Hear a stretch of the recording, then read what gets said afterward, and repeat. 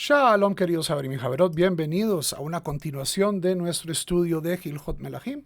Queremos terminar esta información, es información que es valiosa y toda esta Torah la hacemos en mérito de la pronta liberación de nuestros cautivos en Gaza y la paz en Eretz Israel, en todo el Medio Oriente, en todo el mundo. Justamente este texto que habla de la redención final, de la paz final de los días de Mashiach. Podemos en este momento, y además habla de guerras, es un tema, es una Torah que debe inspirarnos y que debe llamarnos. Habíamos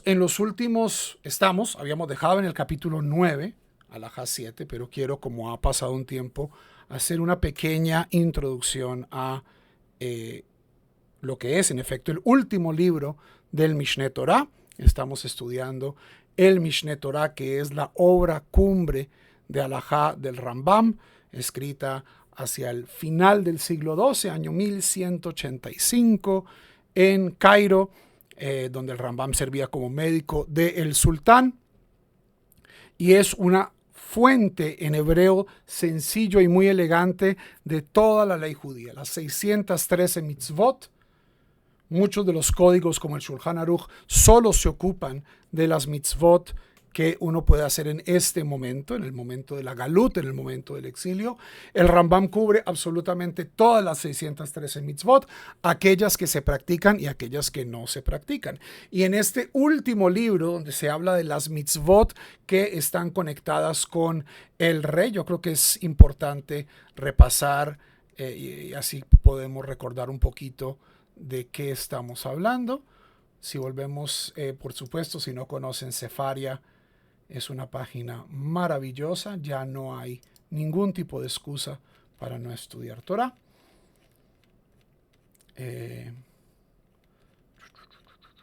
Estos son los comentaristas, reyes y sus guerras. Ok. Entonces, hay cuestiones de las tres mitzvot que tienen que ver, con las que abre el Rambam, hay que poner un rey, hay que destruir a la simiente de Amalek y hay que construir el templo. Ok, vamos a hablar luego de que el rey debe escribir un Sefer Torah y las diferentes obligaciones del rey, en qué no debe. Todo esto ya lo hemos cubierto. Si quieren ver todos esos videos, están en el archivo. Vayan, estudienlos. Y hacia la parte final del libro, donde ya estamos, capítulos 8 y 9, comenzamos a hablar de un tema muy interesante que hoy en día yo creo que se habla mucho y a veces no se revisan las fuentes, que es este tema de los Benei Noach o los Noahidas. ¿Qué papel tiene un no judío en esta sociedad futura del Melech HaMashiach? Por supuesto, hemos hablado en términos bastante amplios. Yo, como rabino masortí, tengo una visión muy, digamos, poco literal de la noción de Mashiach. Les aviso esto entrando para cuando vaya, si no han oído las clases. En muchas afirmaciones no estoy de acuerdo, en el sentido de que no creo que Mashiach vaya a suceder de esta manera, pero creo que la revisión de estos textos y su estudio nos inspira para los desafíos de esta época, que es una época difícil, es una época de guerras, es una época donde vemos el gran potencial que hay para la redención de la humanidad, para el fin del hambre, para el fin de las guerras, para el fin de la ignorancia. Tenemos en este momento casi todas las herramientas y a la vez estamos tan lejos. ¿Qué nos pueden enseñar estas fuentes judías en boca del Rambam sobre este tema? Y el tema de los noahidas comienza en el capítulo 8, donde se habla de cuando, de acuerdo a la halajá, hay una guerra y hay una conquista territorial. A las personas se les da la oportunidad de participar de la nueva sociedad israelita que ahora posee estas tierras. Y esto incluye el abandono de la idolatría. Y es en ese espacio donde aparece la figura del Ben Noach como un Ger Toshav, una persona, un extranjero residente. Es alguien que vive en la tierra de Israel, que recibe muchísimos derechos por vivir en la tierra de Israel, ¿cierto? Recibe todo tipo de regalos de sedaká, del sistema social de Israel. Siempre cuando se habla de, por ejemplo, las esquinas de los campos o las leyes de alajá para los pobres, incluido ahí está el ger, el huérfano, la viuda, personas que están en una posición de asimetría, de falta de poder. Y este ger toshav, que ahora vive en una sociedad, llamémoslo de alguna manera, judía, tiene también obligaciones. Y estas obligaciones, siempre existe la posibilidad de que esa persona se convierta, en este caso, adquiere todas las obligaciones y todos los derechos de una persona judía. Pero si la persona no quiere convertirse al judaísmo, ahí es donde aparece esta noción de las 7 mitzvot de Ben Noach, que nuestros rabinos proyectan hacia el pasado, retrotraen midrashicamente al pasado. Buscan asmachtot, buscan perchas homiléticas en la historia de Adán, en las historias previas a Noach, para de cierto modo argumentar lo que a la civilización occidental le tomó muchísimos siglos llegar, que es un acuerdo mínimo un acuerdo básico de mínimos morales, que es lo que anima, por ejemplo, a la Declaración de los Derechos Humanos. La Declaración de los Derechos Humanos y todas las declaraciones anteriores, los derechos del hombre, de la Revolución Francesa, son intentos de organizar la diversidad humana y decir, los hombres, los seres humanos somos muy diferentes en cuestiones en todos aspectos, pero debe haber una serie mínima de reglas comunes a las que todos o la mayoría nos suscribimos para poder vivir en sociedad. Esto en el lenguaje de los rabinos es lo que nosotros llamamos las 7 mitzvot de Benei Noach. ¿Ok?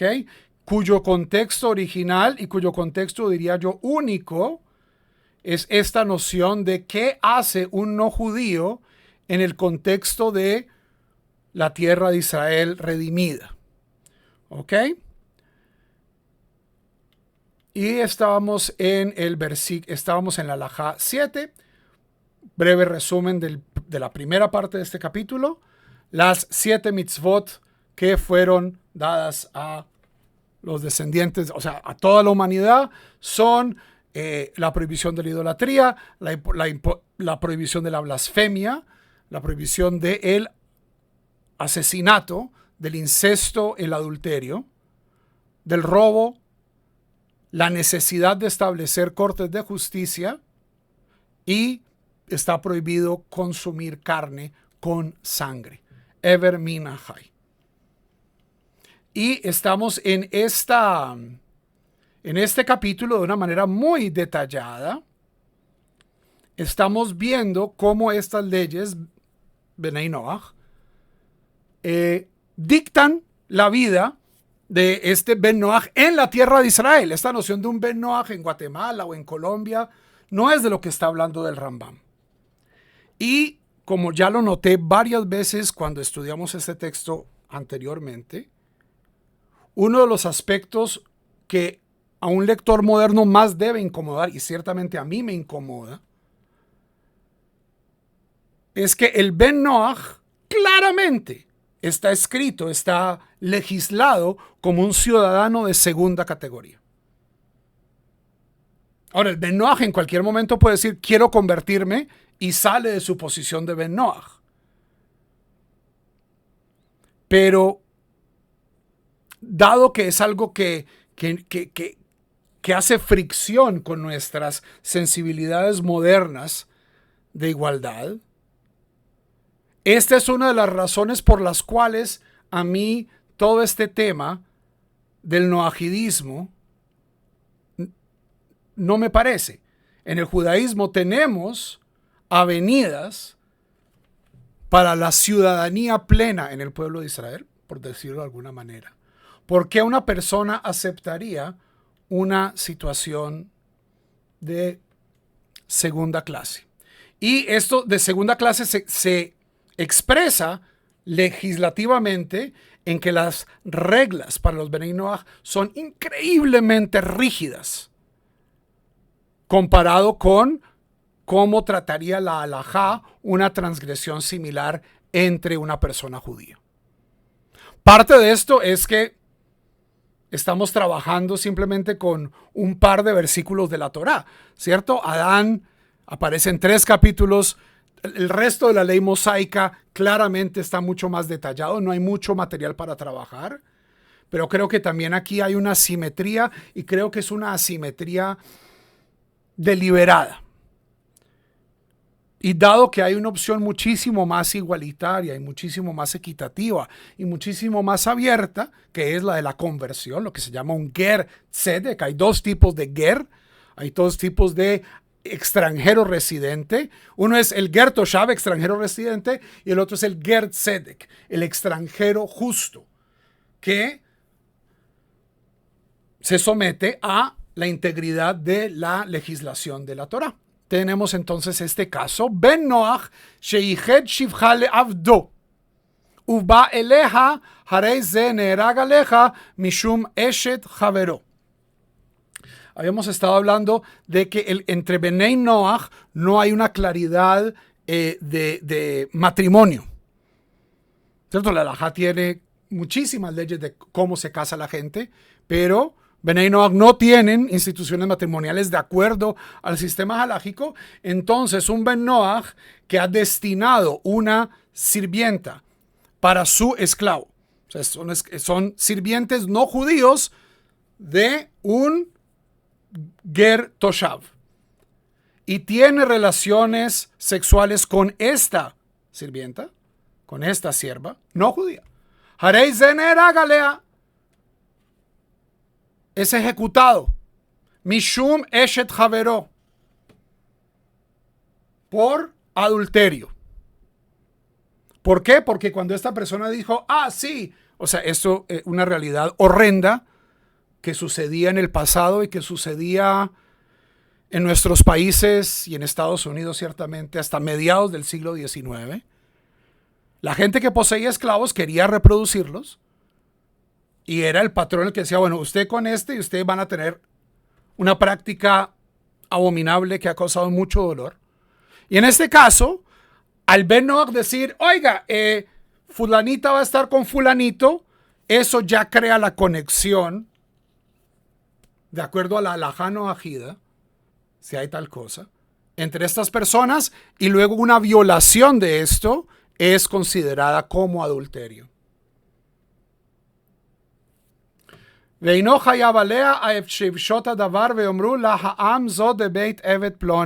Y esto no sucede hasta que básicamente la unión de estos 2 siervos sea de conocimiento común, que la gente diga, sí, estos 2 siervos están juntos, ¿cierto? Si no se sabe, no se ha establecido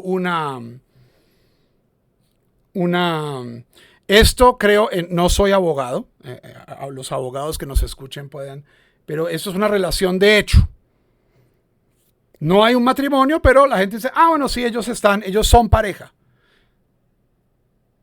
Así no haya habido ningún tipo de kiddushin, si luego el Ben Noach es como una mujer casada. וממתי תחזור להתראה משהפרישנה מעבדו יפרע ראשה בשוק. Y cómo cómo se disuelve este matrimonio, es decir, cómo la libera, tiene que separarla del esclavo y tiene que afeitar su cabeza en público. Es decir, mostrar que ha habido un cambio. De nuevo, todas estas prácticas hoy en día son barbáricas. No, Baruch Hashem no tenemos esclavos. Y Baruch Hashem tenemos mejores formas de comunicarle al pueblo y de comunicarle a la opinión pública las relaciones entre personas. Pero no quiero que nos perdamos, en la diferencia histórica. Quiero que analicemos esto de cierto modo cómo nos toca a nosotros hoy espiritualmente. וממתי תחיה אשת חברו? כי גרושה שלנו משהיוצאנה מביתו וישלחנה לעצמה. ¿Y a partir de qué momento se podría considerar divorciada en nuestros términos?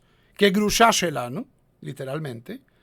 Desde el momento en que la saque de su casa y pase a vivir por sí misma. Entonces, en ese caso asumimos, esta mujer ya no solo no está casada o no está en relación con este esclavo, sino que no está en relación con nadie, está soltera.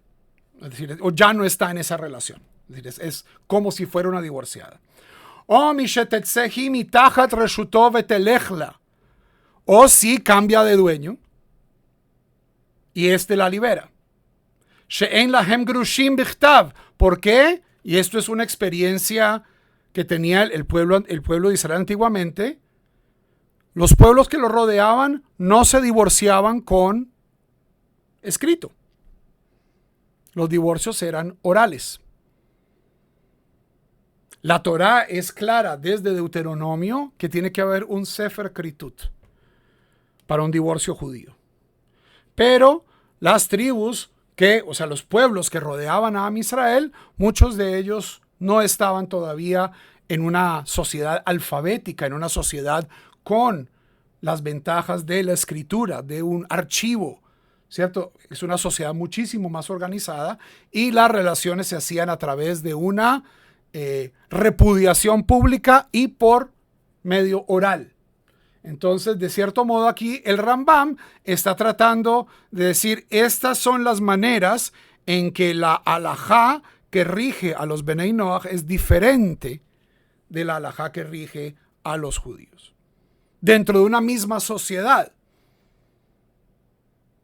Aquí de nuevo, no estamos hablando de noajidas en Colombia, en México, en Guatemala. Estamos hablando de Eretz Israel en circunstancias ideales הלכיקס. ואין הדבר תלוי בו לבד, אלא כל זמן שירצה הוא או היא לפרוש זה מזה פורשים. Y esto sorprendía mucho a nuestros rabinos, y es que el divorcio entre los pueblos que rodeaban al pueblo de Israel no era una cuestión simplemente del marido, sino que era una cuestión donde la mujer también tenía un decir. Y si ella se quería ir, Ohi lifrosh de mise porshin. Ambas personas pueden iniciar el proceso de divorcio. Esto que el Rambam está presentando de una manera teórica y un poco, con una curiosidad antropológica. Sí, miren tan raro que en círculos noajidas tanto el hombre como la mujer puedan iniciar divorcio. Es posiblemente uno de los aspectos más difíciles de la halajá para el pueblo de Israel, que es el tema de la asimetría en los divorcios. En la halajá tradicional de Israel, solo los hombres pueden iniciar un proceso de divorcio. Y ha habido un proceso larguísimo de siglos, de milenios, donde a través del proceso rabínico hemos tratado de endulzar, de modificar, de suavizar la rigidez de este concepto, porque sus consecuencias son moralmente aberrantes, que es el tema de las agunot. dado que una persona en la halajá tal cual está presentada, la presenta el Rambam, la halajá de acuerdo a nuestras fuentes primarias, solo el hombre puede iniciar procesos de divorcio. ¿Qué pasa si el hombre está mentalmente impedido? ¿Qué pasa si el hombre desaparece? ¿Qué pasa si esta mujer va a quedar casada con un fantasma, con alguien? O sea, esta situación de no saber si un judío capturado está vivo o no, no es algo nuevo. Desafortunadamente en nuestras comunidades, el pasado de la especie humana es bastante turbio, y el secuestro y el asesinato no son nada nuevos.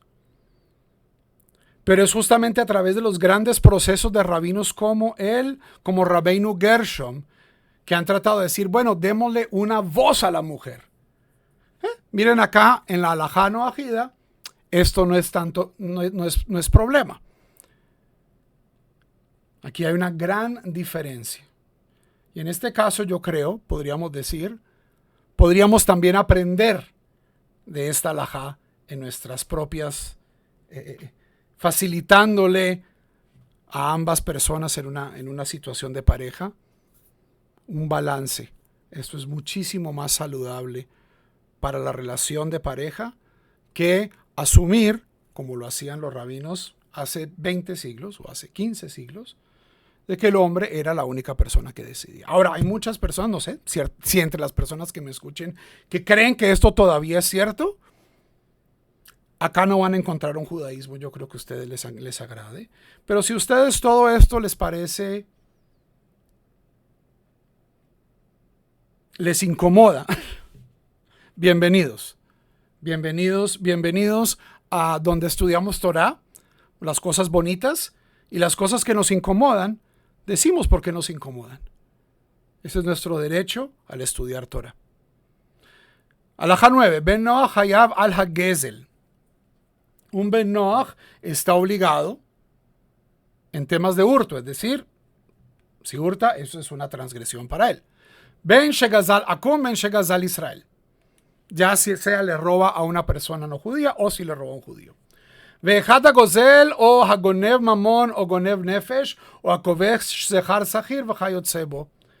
Y estamos hablando tanto aquel de que asalta a alguien, ¿cierto? Le roba a mano armada o le roba propiedad o secuestra a alguien, gonev nefesh, o una persona que se queda con el salario de sus trabajadores, que también es robo. Todo esto es idéntico. En la halajá, todo esto es diferente. Afilu poel she'achal shelo bisha'at me'elajá. Incluso un obrero que come cuando debería estar trabajando. Una definición muy estricta de derechos de propiedad. ¿Cierto? Si el Ben Noach se está comiendo una chocolatina cuando debería estar trabajando, le está robando al jefe y por lo tanto Hayav. Ya vamos a ver qué es Hayav. Hayav no es cualquier bobada. Alakol hu Hayav. Por todo esto, esta persona está transgrediendo. Veharei hu bichlal gazlan. Y por esto, y todo esto lo pone en la categoría de ladrón.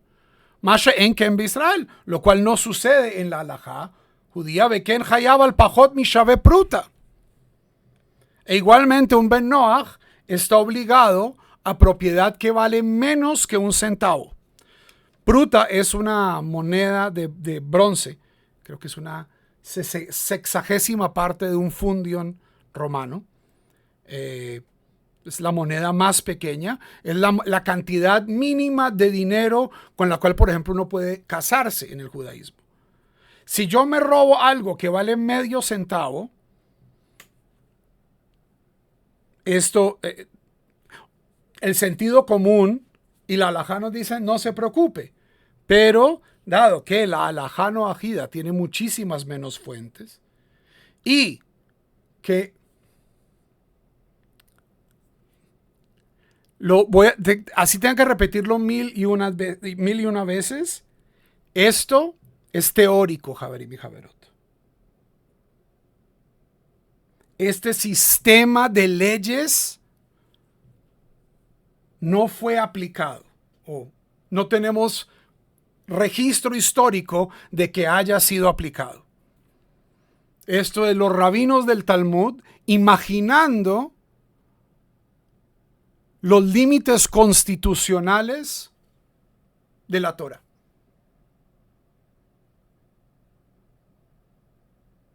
Y creo que esta rigidez e incluso crueldad del código Ben Noach nos muestra de que es un ejercicio teórico.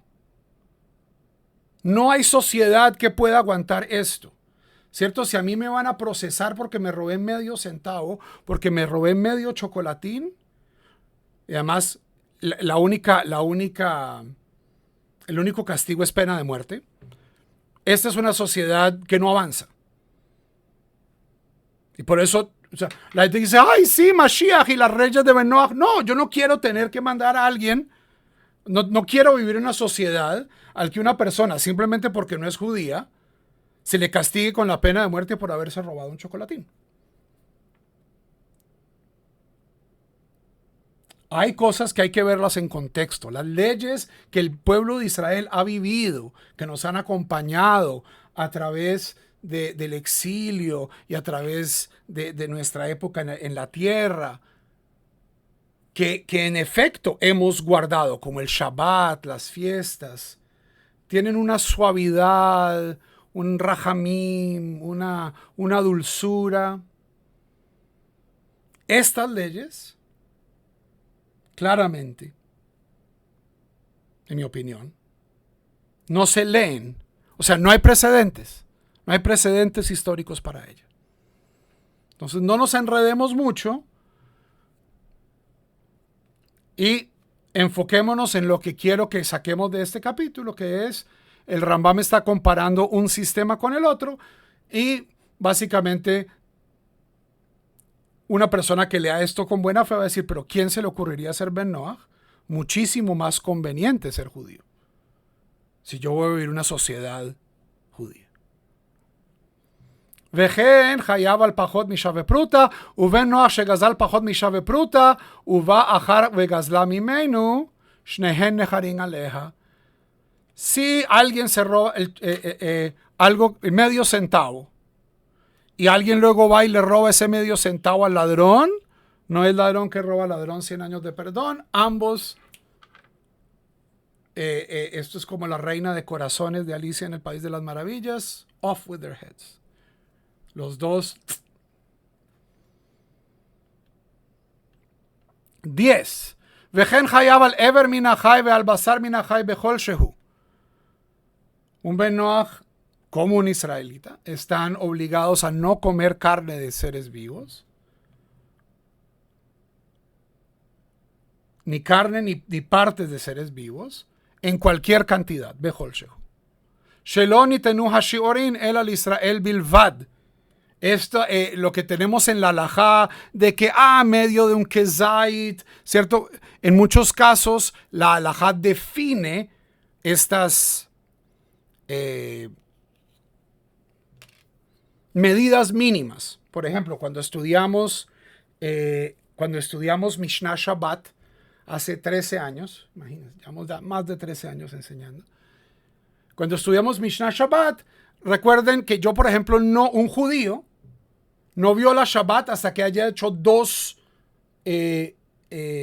puntos de coser. ¿Por qué la halajá nos da estas medidas mínimas? Una persona que escribe una letra no ha considerado como si haya escrito, solo se considera si ha escrito cuando ha escrito dos letras. Muchas personas que vienen de fuera del judaísmo dicen, ay, que ustedes los judíos, que cositeros, ¿ustedes creen que a Dios le importa eso? No, hay gente dentro del pueblo de Israel que cree que en efecto Dios tiene síndrome obsesivo compulsivo y que en efecto Dios le pone mucho cuidado a esto. No, es que yo, si quiero hacer un sistema legal que funcione, tengo que tener cierto acolchamiento.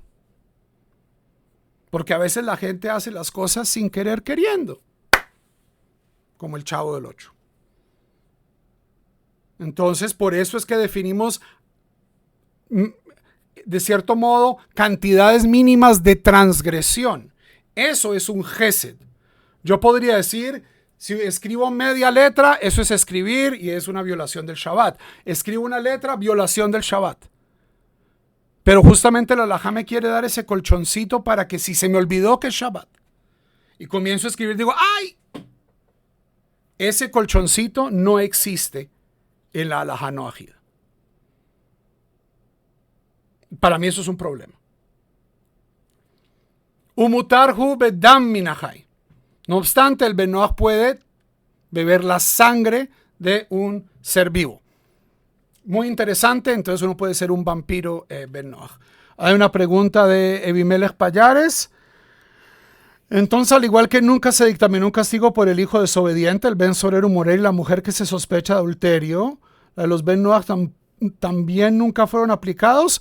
El caso de la sotá es un poco más, de la mujer adúltera, es un caso más, no sabemos si se hacía o si no, pero en el caso de del Ben Sorero Moré, del hijo desobediente, o de la ciudad proscrita, de una ciudad que es completamente idólatra y hay que destruirla completamente, Masejet Sanedrín dice, nunca hubo y nunca lo va a haber.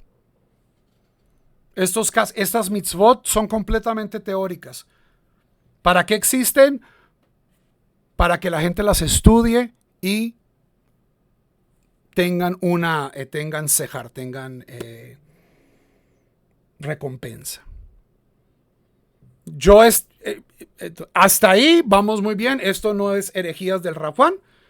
Esto lo dice el Talmud de Masejet Sanedrín. Lo que sí son herejías del Rav Juan es pensar que estas leyes no ajidas en efecto pertenecen, como mucho de Masejet Sanedrín, a un sistema teórico primordialmente, porque una de las primeras cosas que pierde una comunidad judía es su capacidad de administrar su propia justicia. Muy pocas comunidades judías pudieron preservar una autonomía judicial completa, tanto en tierras cristianas como en tierras del Islam. Excepciones, por ejemplo, en la Edad de Oro española. Las cortes judías tenían muchísima autonomía. Esto es porque había judíos como el papá del Rambam, como Rabbi Shmuel Ibn Nagrala, que tenían mucha influencia. En otros casos tenían muchísima menos agencia. Pero pues igual es parte de la Torah. Todas estas son mitzvot, son cosas que aparecen en la Torah y hay que desarrollarlas.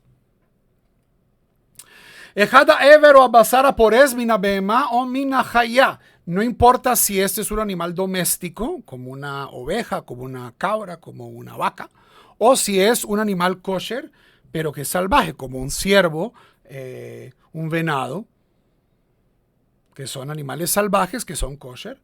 No importa, no hay diferencia. Avala of Yeraeli she'ein ben Noach neherag al ever min ha'chayim mimenu. El Rambam dice, en cuanto a aves, me parece, Yeraeli. En esto el Rambam es de una honestidad increíble. Cuando el Rambam tiene fuentes, no le tiembla la mano.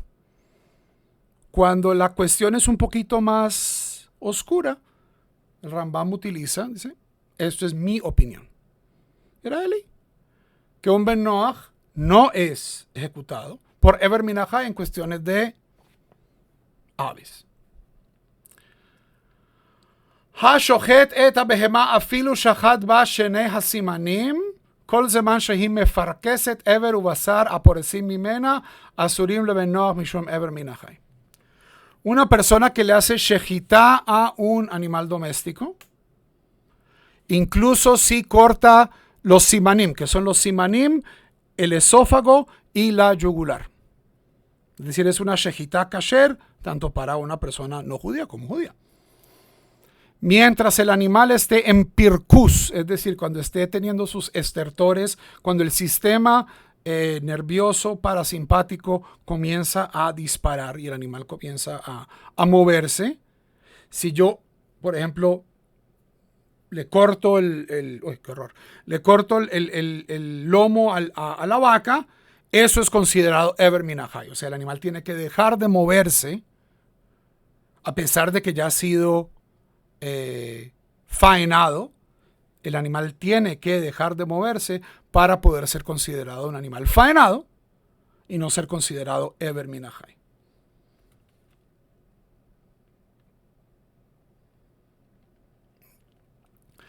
Kol she asur al Israel mishum Ever Minahai asur al ben Noach.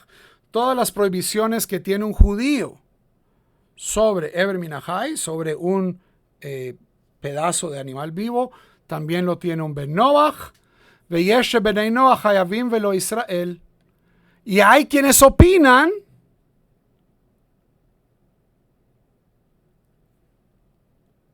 o hay casos donde es mucho más estricta la halajá con el ben Noach. Sheben Noach echad behemah vechaya bein temea bein tehorah hayavim alea mishum Ever Minahai. ¿Por qué? Porque el ben Noach, tanto en el caso de un animal doméstico como en el caso de un animal salvaje, tanto si es kosher o no kosher, se aplica Ever Minahai. Es decir, si el tipo se está comiendo un elefante, cosa que nosotros no podemos hacer, o un cerdo o un jabalí, Ever Minahai aplica. O mishum basar minahai, o carne de este animal. Ve'ever ubasara por simina me parqueset al pi sheshachat ba Israel, shnei simanim arese asur le benei Noach mishum Ever Minahai. Y esto último de que cuando una persona faena el animal, aún cortando los dos signos, la tráquea y la yugular, en el caso del ben Noach, al ben Noach le toca esperar a que el animal deje de moverse. La halajá es bastante más indulgente en el caso de un judío. Última halajá y hacemos un par de preguntas. Ukeitzad metzuvin al hadinim. La última mitzvah de las cortes es crear cortes. La única mitzvah positiva del ben Noach es crear cortes. Y esto yo lo he dicho varias veces con anterioridad y no me canso de repetirlo. Este movimiento del judaísmo noajida o del noajidismo, uno de sus puntos flacos es justamente esto. El judaísmo tiene mitzvot positivas, hay que hacer. Yo tengo Shabbat, tengo Talmud Torah, tengo fiestas, ¿cierto? Hay una dirección positiva. El ben Noach tiene cosas que no hace, ok, yo no estoy matando a nadie, no estoy robando, ok, todo eso es fantástico. Pero los seres humanos también necesitamos instrucción positiva. La cultura no es hecha simplemente de negativas y de prohibiciones. Okay, entonces, dado que los Bnei Noach solo tienen una mitzvah positiva, que es el establecimiento de cortes de justicia, es un tema que hemos discutido con anterioridad. Hayavim lehoshiv dayanim veshofetim bechol pelech vefelech ladun beshesh mitzvot eilu. Necesitan establecer cortes y jueces en toda ciudad, en todo asentamiento, para juzgar estas 6 mitzvot negativas. Uleazhir et ha'am, y para educar al pueblo. Uben Noach she'avar al echad mishav mitzvot ele yahareg besaif. Un ben Noach que viola cualquiera de estas 6 prohibiciones es ejecutado con la espada. Off with their heads. Fuera con sus cabezas. Umibnei ze nitchayvu kol baalei Shechem hariga. Y por esto es que el Ramam nos dice retroactivamente, todos los habitantes de Shechem, esta es la historia de Dina y Shechem, recibieron la pena capital. Es decir, está tratando de justificar las acciones de Leví y Shimón de manera retroactiva. ¿Por qué? Porque Shechem secuestró a Dina, el pueblo vio y no lo juzgaron, dijeron, usted no puede hacer esto. Uben Noach neherag be'ed echad.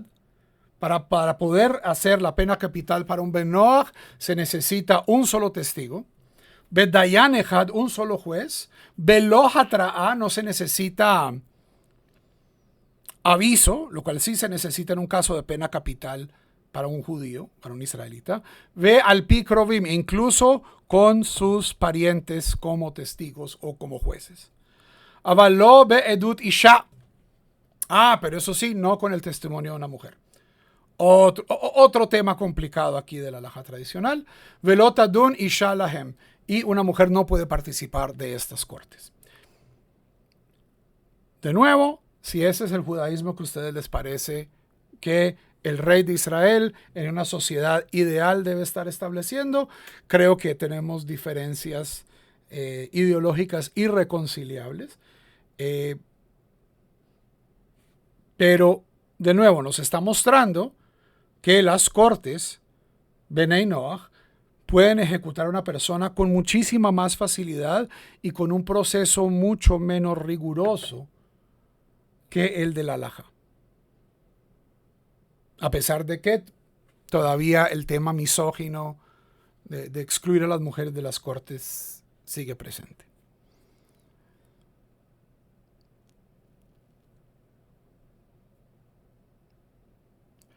¿Se podría aplicar el principio del hijo desobediente para personas que tienen relaciones sentimentales con otras del mismo género? De ningún modo. De ningún modo, forma o... Primero que todo, la Torah no prohíbe tener sentimientos. Devarim Shevalev, Devarim Shevalev, Einam Devarim. La Torah, la halajá, solo puede juzgar actos.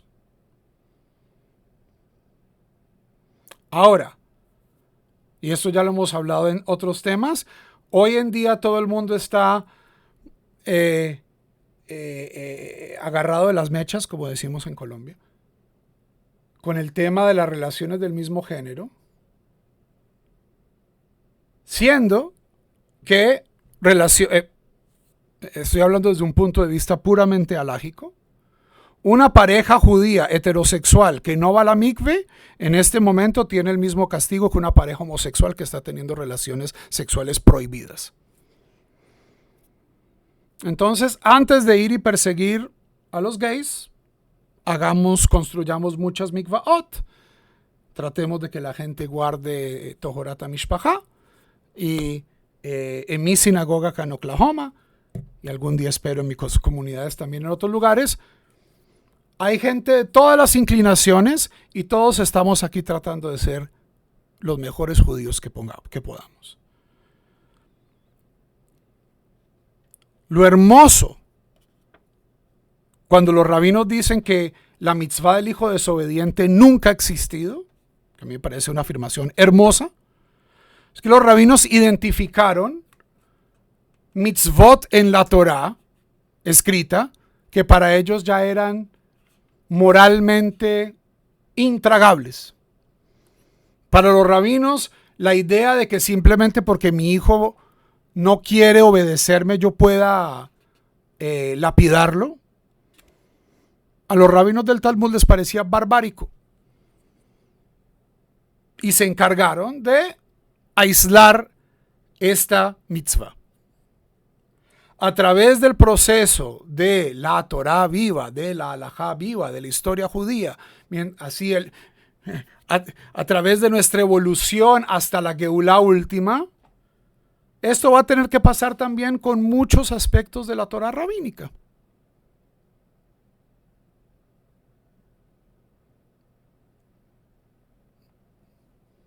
Y es una Torah como la nuestra, que es una Torah de amor, que es una Torah de misericordia, que es una Torah de Rahamim, no puede tener mitzvot crueles. Esto nos lo dicen los mismos rabinos en Akadosh Baruj Hu ba betirunia im olamo. El Kadosh Baruj Hu no es un tirano.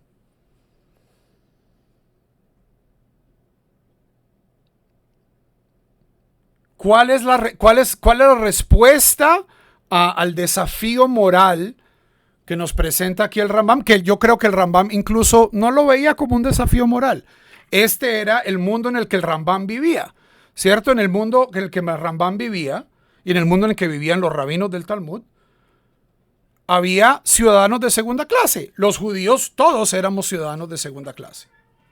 Éramos dimis.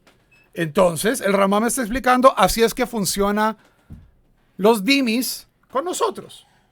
Lo hermoso, y es algo que incluso se descubrió muy pronto en el Islam, es que cuando yo creo una sociedad con ciudadanos de segunda clase y les digo, y ustedes también se pueden convertir, la inmensa mayoría de la gente escoge convertirse. Si yo le presento hoy a una persona, mira, tú quieres ser judío o quieres ser noajida, yo todavía no sigo entendiendo la gente por qué querría escoger lo segundo y no lo primero. Javerim y Javerot, con esto llegamos al final de esta clase. Terminamos el capítulo 10. Próximo domingo seguramente no estaré disponible, pero creo que vamos a hacer una clase la próxima semana. Estén pendientes. Shavua Tov, sigan creciendo y seguimos rezando por nuestros rehenes. Kol Tuv, Shalom.